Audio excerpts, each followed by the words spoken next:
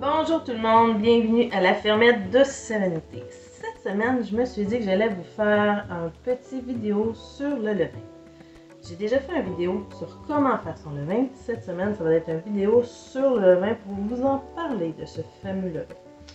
Ici, ça a révolutionné notre vie, surtout la mienne, parce que j'ai découvert que le levain me permettait de pouvoir manger du pain fait comme avant.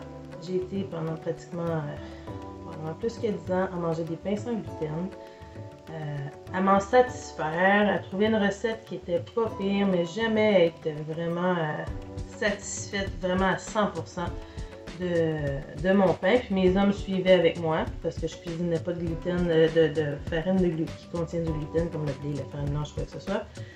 Mais c'était jamais, tu sais, l'odeur, puis le goût du pain, là, vraiment, en tout cas. On avait perdu ça, mais c'était correct, c'était pour ma santé, puis ça bénéficiait mes chéris aussi. Puis on a vécu avec pendant tout ce temps-là, puis je me suis débrouillée pour faire des choses qui avaient de l'allure, puis c'était bien correct. Mais le jour où j'ai découvert que le levain fermenté longtemps dans une recette, comme un pain, on le fait fermenter genre de 18 à 24 heures, puis ça peut être plus que ça peut aller jusqu'à 2 jours là, si on n'a pas le temps de le cuisiner le lendemain, faisant en sorte que ça digérait le gluten, ça le prédigérait et le rendait digeste pour moi qui suis intolérante au gluten. Petite parenthèse, si vous êtes intolérant au gluten, je vous suggère de l'essayer, mais sans nécessairement, comment je pourrais dire ça, ça ne veut pas dire que pour vous, ça va être bien, ok? Ça ne veut pas dire que parce que pour moi, puis pour plein de gens qui sont intolérants, que ça fonctionne, que nécessairement ça va fonctionner pour vous. Et si vous êtes cœliaque, essayez-le même pas. Parce qu'il en contient encore du gluten, même s'il est modifié, puis je n'ai aucune idée si pour vous ça va être bon ou si à long terme ça peut être très néfaste, c'est sérieux là. Mais pour nous, ça a fonctionné, puis je me suis dit qu'aujourd'hui j'allais vous en parler. Donc, ici on a Bob. Bob est né l'année passée, lors d'une expérience scientifique qu'on a faite Emmanuel et moi pour son école maison en sciences. Bob a vécu des hauts et des bas. Il m'a permis d'apprendre moi aussi à travers tout ça, le cycle d'un levain. J'ai appris que le levain, quand il gonfle, une fois qu'il a atteint son maximum, mais ensuite il dégonfle. Et que c'est normal. Il peut même faire une petite couche d'eau sur le dessus. Et que c'est normal. Et qu'il ne faut pas s'inquiéter, ça ne veut pas dire qu'il est mort. Alors, j'ai appris ça, fait que si ça vous arrive, mais dites-vous que c'est normal, puis ça ne veut pas dire qu'il est mort, mais quand vous voyez qu'il fait ça, ben là, nourrissez-le. Ou mettez-le au frigo. J'ai appris aussi que Bob était très, très, très résistant quand il était en dormance dans le réfrigérateur, parce qu'il y a eu un temps où est-ce que j'ai pas utilisé de levain pendant minimum 6 mois, puis quand j'ai voulu le réutiliser, je l'ai sorti du frigo, j'ai recommencé à le nourrir, puis au bout de 3-4 fois, il est redevenu aussi actif qu'il était avant. Fait que Bob est capable de dormir, votre levain est capable de dormir très longtemps au réfrigérateur, mais il faut vraiment qu'il soit dans un bol fermé et scellé. Ce qui va se passer, parce que ça, c'en a un qui vient du frigo, c'est qu'il va faire une petite couche de liquide sur le dessus. Je ne sais pas si vous voyez bien. C'est comme un noir mauve un peu. Et c'est normal et c'est correct. Tout ce que vous avez à faire quand vous voulez réveiller votre levain, c'est de jeter ce liquide-là. Vous brassez le reste, vous prenez la quantité que vous voulez, que vous avez besoin, et ensuite vous le nourrissez. Ça se peut que si vous voulez faire juste un pain, vous allez utiliser un petit pot gros comme ça. Ça va être en masse. Mais moi, quand je fais mes pains, je fais ça à coup de 3 parce que mon temps est précieux. Puis j'ai pas le temps de faire du pain à tous les 2-3 jours et que c'est pratique de faire une méga recette. Ça me demande 500 g de levain. C'est pour ça que j'utilise un gros pot comme ça parce que quand vous allez avoir retiré 500 g, il reste souvent pas grand chose dans le fond de votre pot. Puis si votre recette de levain a que 100 quelques grammes, 150 ou 200 g, vous n'en aurez pas assez si vous voulez faire une recette plus grosse. De toute façon, j'aime toujours mieux le faire plus gros que pas assez parce que je peux l'utiliser pour faire d'autres sortes de recettes. Cette semaine, j'ai fait des bretzels maison. J'ai déjà fait des pâtes alimentaires, je vous ai fait une lasagne, je vous ai fait des tortellini au fromage maison, bien sûr. J'ai déjà fait de la pâte à tarte et là, aujourd'hui, je vais faire de la pâte à pizza pour demain, mon souper du vendredi. Fait que je vais utiliser soit les rejets ou je vais utiliser un levain qui a été rafraîchi. Mais moi, si j'utilise un rejet, contrairement à quelqu'un qui voudrait faire un pain dans la même journée et que ce n'est vraiment pas une bonne idée, Au contraire, si vous faites votre pain et que vous allez le faire cuire dans la même journée, vous devez vraiment attendre que votre levain ait atteint son pic, son maximum, et là, l'utiliser pour faire votre pain. Moi, le fait que je fais fermenter mes recettes de 24 à 40, non, de 18 à 24 heures au réfrigérateur, le levain a le temps de s'activer en masse. Il y a en masse de farine pour se gâter dans la recette. Et le lendemain, il va avoir gonflé, ça va avoir fonctionné. Fait que je peux utiliser mon levain qui était en dormance ou c'est ça qui était dans le frigo, puis l'utiliser immédiatement en rejet dans ma recette. C'est ce qui est le fun avec ça, c'est que j'en gaspille pratiquement pas. Et si vous avez des poules à la maison, que vous avez vu notre vidéo ou que vous connaissiez la fermentation des grains pour nourrir vos poules, vous pouvez utiliser, tout comme j'utilise le petit lait que l'on met dans notre recette, on peut aussi utiliser du levain qu'on peut mélanger dans notre recette. C'est plein de bonnes bactéries, c'est plein de ferments là-dedans, ça va aider à la fermentation de votre recette pour vos poules, puis ils vont juste l'apprécier davantage, comme ça vous ne jetez rien. Donc ici, celui-là va retourner au frigo. Puis lui ici, je l'ai nourri. Aujourd'hui, je le laisse gonfler. J'utilise un petit sac magique parce que c'est pas encore très chaud chez nous. Puis c'est juste pour accélérer un peu le processus. Cet été, j'en aurais pas besoin. L'hiver, c'est vraiment nécessaire. Vraiment, quoique là, avec le poêle au bois, il va faire un peu plus chaud. Fait que probablement, ça sera pas nécessaire. Qu'est-ce que je pourrais vous dire sur le levain aussi? Je voudrais vous montrer mon pain. Regardez comme il est beau. Les bretzels. Je vais vous parler de mon levain par rapport à comment le nourrir. Si vous avez un levain qui a toujours été nourri au seigle et que là vous n'avez plus de seigle ou vous voulez changer pour une autre sorte de farine, attendez-vous à ce que votre levain soit en réaction. En fait, qu'il y ait moins de réaction. Il va lever moins la première fois. Puis après ça, à force de continuer de le nourrir avec cette nouvelle farine-là, il va s'habituer à sa nouvelle alimentation, puis il va redevenir très beau. Donc, soyez patient. Mais ça va fonctionner. Je sais que ça fonctionne avec toutes les farines de blé. La farine blanche, je crois que ça fonctionne aussi, mais c'est pas le meilleur pour nourrir votre levain. Elle est comme vide, à moins que ce soit de la farine blanche, non blanchie, biologique, bref. En tout cas, essayez, mais soyez patient quand vous faites un changement. Votre levain, ça se peut qu'il réagisse. Il est un petit peu capricieux, mais quand que vous en prenez bien soin et que vous l'aimez, il va faire des miracles pour vous. Lorsque je fais une recette autre que du pain, mettons exemple la recette de bretzel que j'ai faite cette semaine, ce que je fais moi, c'est que je vais prendre une recette que je vais faire exactement comme elle doit être faite en temps régulier. Souvent, ça va être soit avec de la poudre à pâte dedans, ça va être soit avec de la levure. Si ça m'en demande, je vais en mettre. Je vais le mettre dans la recette.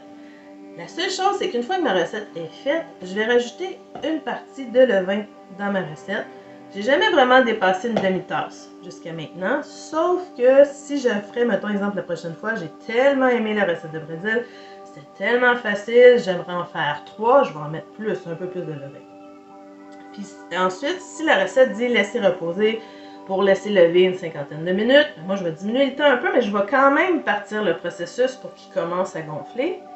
Fait que, mettons, après une demi-heure, je vais fermer mon couvercle sur mon pot et là, il s'en va au frigo pour fermenter pendant 18 à 24 heures. Ça peut être plus. Moins, je ne l'essayerai pas parce que moi, j'aurais peur d'une réaction. Mais si vous avez juste 12 heures devant vous et que vous n'avez pas de problème avec le gluten, c'est parfait. Plus il va fermenter, plus votre pain va être digeste et mieux ça va être pour votre microbiote, là, vos intestins, bref, tout le reste pour votre santé parce qu'il va être vraiment plus facile à digérer. Il va être excellent aussi, il va être très bon. Fait que c'est comme ça que je fonctionne pour toutes les recettes. Que ce soit recette de pâte à pizza, bretzel, galette à la mélasse, super bon. Dessert, je vais faire des gâteaux, je vais faire toutes sortes de choses. Bref, c'est comme ça que je fonctionne. Il y a aussi une dernière chose que j'aimerais vous parler, que j'ai appris lorsque j'ai regardé un reportage, puis ça m'a fait bien rire. Pas le reportage, mais de la façon que le reportage était présenté. La personne qui a présenté le reportage disait qu'un boulanger avait utilisé une nouvelle méthode de faire du pain qui serait plus digeste pour la population. Et que c'était révolutionnaire et tout. Ce boulanger-là faisait du pain au levain. La journaliste devait vraiment pas connaître son histoire par rapport au pain. Parce que le pain au levain, c'est vieux comme le monde. C'est une des premières méthodes qui a été utilisée pour faire du pain. C'est loin d'être révolutionnaire puis d'être nouveau. mais c'est tellement plus commercialisé. C'est sûr que ça n'a pas la même texture qu'un pain blanc qui est fait avec de la levure. Puis si à la maison, vous le faites comme ça, votre pain, bravo, vous faites votre pain, c'est merveilleux. Mais le pain au levain va être un peu plus stiff, va être plus dense. Vous n'avez pas besoin de 4 tranches pour vous satisfaire. 2 tranches, vous êtes plein. Fait que c'est vraiment un pain qui est vraiment plus dense, plus riche, plus fort, je dirais, qui comble plus, mais qui est délicieux, puis qui est vraiment bon. Et il se conserve plus longtemps que le pain qui a été fait, mettons, à farine blanche avec de la levure chimique. Ce pain-là peut se conserver entre 5 et 7 jours facile au réfrigérateur. Toujours meilleur toasté, bien sûr. Encore mieux si vous avez un poêle au bois l'hiver, toasté. Petite confiture, petit bol de peanut, ça donne faim. Bref, c'est ça. Donc, je regardais les vidéos. Je pars d'un bord puis de l'autre, hein, c'est vraiment comique. Et c'est pas le monsieur, c'est pas le boulanger qui disait que sa méthode était révolutionnaire. Lui, il a jamais parlé de ça. Au contraire, il dit j'utilise du levain avec de la farine de grès ancien, puis que oui, ça le rend plus digeste. C'était vraiment intéressant. Et il disait, le truc qu'il a donné, j'ai trouvé ça génial, c'est qu'il faut le pétrir le moins possible quand on fait un pain au levain. Ça permet au levain de pouvoir mieux faire son travail dans le pain. Moi, je faisais toujours ça avec mon KitchenAid, mon batteur sur socle. Et là, je me suis mis à faire la recette dans un gros pot, dans un gros plat qui a un couvercle qui va dessus. Et moi, quand j'ai acheté un petit kit pour faire du pain, j'ai eu cet outil-là, qui est venu avec et qui sert à brasser la farine, puis tout ce qu'on met dedans, là, de l'eau, du sel, le levain, bref, tout ce qui va dans votre pain. Puis il n'est pas homogène, là. Votre mélange va être comme grumuleux un peu, tout croche. Sauf que, puis il faut qu'il soit tout mouillé par exemple, le plus possible. Fait qu'il faut vraiment vérifier qu'en dessous, la farine est toute rentrée. Je l'envoie je le laisse lever un tout petit peu, une demi-heure, 1 heure sur le comptoir. J'envoie ça au réfrigérateur. Et le lendemain, 18 à 24 heures après, la dernière fois que je l'ai fait, mon couvercle avait levé. Le pain, là, avait vraiment gonflé. Sa méthode fonctionne vraiment. C'est moins de travail pour nous. Puis, notre levain est heureux, comme ça se peut pas. Nous donne un beau pain aéré. Merveilleux. Je l'ai pétri juste un tout petit peu pour lui donner une forme pour qu'il rentre dans mon moule. Puis ça l'a été, là, parfait, parfait. Vraiment, je suis contente. T'sais, il a une belle texture. Il est mou. Il sent très bon. Ça va être délicieux. Bref, c'est ce que j'ai appris sur le levain. Je l'aime de plus en plus, je suis en amour avec, là, je rêve d'un four à pain dehors, un four à pizza. Je nous fais de la pizza pour souper demain soir, ça va être délicieux, fait qu'il faut que je fasse ma recette aujourd'hui. La seule chose, c'est ça, avec le fait que nous, on doit faire fermenter le pain longtemps, ça peut pas être du dernière minute. Il faut vraiment que ça soit pensé la veille. Mais quand on arrive et qu'on se sédule et tout, ben, on peut en profiter, puis sinon, ben, tout bad, on mange autre chose, c'est tout. Fait que c'était ce que j'avais à vous dire sur le levain. Je pense pas que j'ai autre chose à vous dire pour l'instant. Juste préciser que je l'aime d'amour, que je suis vraiment contente qu'on l'ait créé, qu'il ait pris vie chez nous, qu'on lui ait donné naissance l'an passé. On en bénéficie tous. Puis si vous êtes capable de le faire vous aussi, faites-le. Faites l'expérience. Si ça ne fonctionne pas du premier coup, c'est pas grave. Recommencez, c'est tout. On apprend nos erreurs, on apprend nos expériences, on s'enrichit, on évolue. Puis c'est ça aussi. La vie, c'est une période d'apprentissage qui ne se termine plus. Puis si ça aide à améliorer votre vie, ben, tant mieux. Nous, c'est un gros plus pour notre autonomie.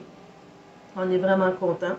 Puis je vous souhaite que ça soit un plus pour vous si vous le faites. Puis si vous ne le faites pas et que vous aviez juste envie de regarder, ben, tant mieux. J'espère vous avoir diverti. Fait que sur ce, je vous souhaite une belle semaine. Je vous dis à la prochaine. N'hésitez pas à mettre un petit pouce, à partager notre chaîne. On est là pour vous montrer des choses. On est là pour vous enseigner ce que nous, on apprend. Puis ça nous fait vraiment plaisir de le faire quand on est bien disposé pour ça. Puis je vous dis ciao, bye. Faut que je retourne à mes tâches. À la prochaine!